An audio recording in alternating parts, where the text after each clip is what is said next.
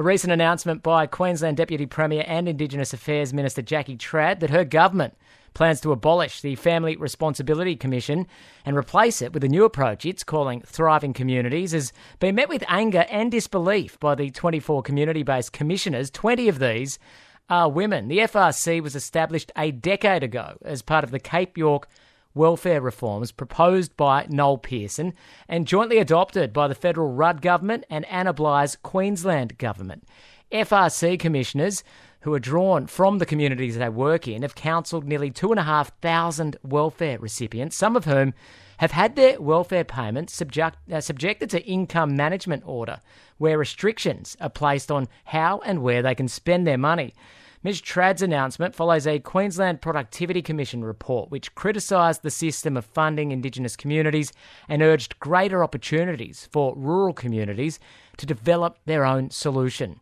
Cape York representatives are currently meeting in Cairns at the annual Cape York Summit, where Northern Drive's Al Harris caught up with 3 FRC commissioners, Kerry Tamoy and Vera Comida from Arakoon, and Hopevale's Doreen Hart, who explain exactly what their roles are as an FRC commissioner. We have people that see us every day, that want advice, that just want to talk about issues, that just want some advice about issues. I've been called to families to talk to children about getting to school, the importance of education. We have made a change to the social fabric of our community. So lifting standards, getting people to face up to their consequences, taking responsibilities for their actions, you know. It's exciting work, but it's also very hard because we are talking to our own family members, and that's a hard thing.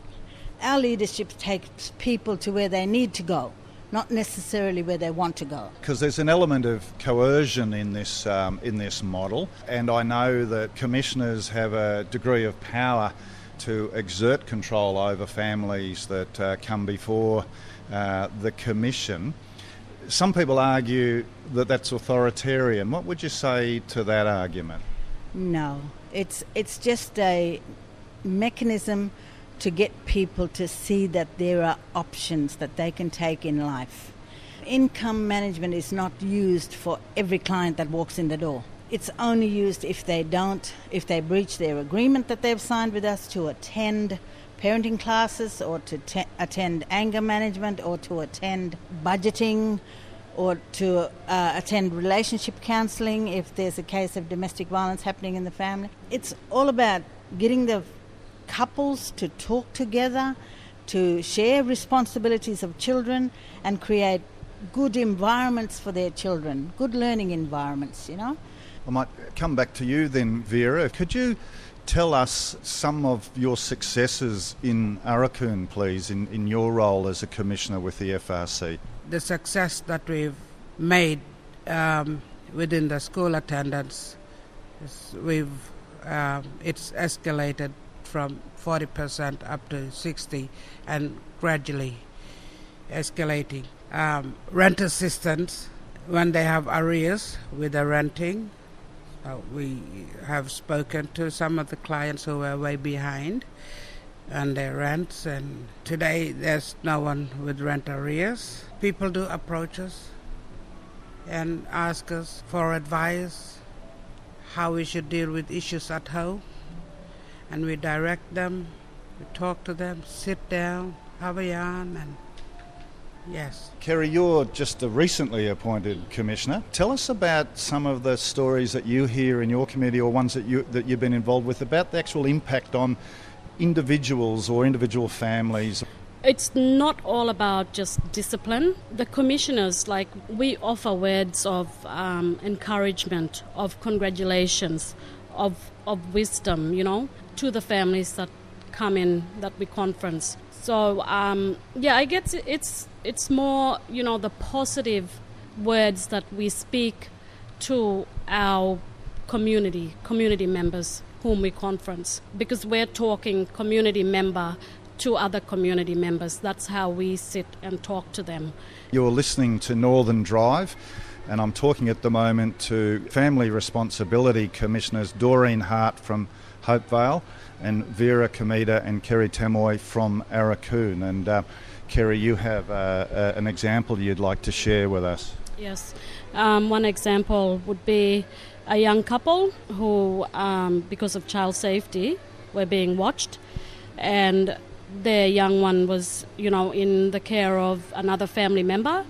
So because of the intervention with the FRC, that young couple then decided to go to the Wellbeing Centre. They presented themselves to the Wellbeing Centre on continually. Then they decided as a family to go to Cooktown to get to be in that rehab centre. And today they have custody, like their child is with them, and they're together as a family because of the steps that they took. The Minister for Indigenous Affairs in Queensland, Jackie Trad, announced recently that she was hoping to transition the Family Responsibility Commission into a new government policy which is called Thriving Communities. What do you know about thriving communities? Not a lot, just what we've heard through Jackie Trad and through Chris Sara, but not a lot. They have not even had proper consultations with FRC commissioners regarding that. Why do you think the government wants to, or is suggesting that the FRC should be changed to thriving communities? What do you think the issue behind that might be? I honestly think it's because Cape York is well ahead in our thoughts and our future. We know what we want.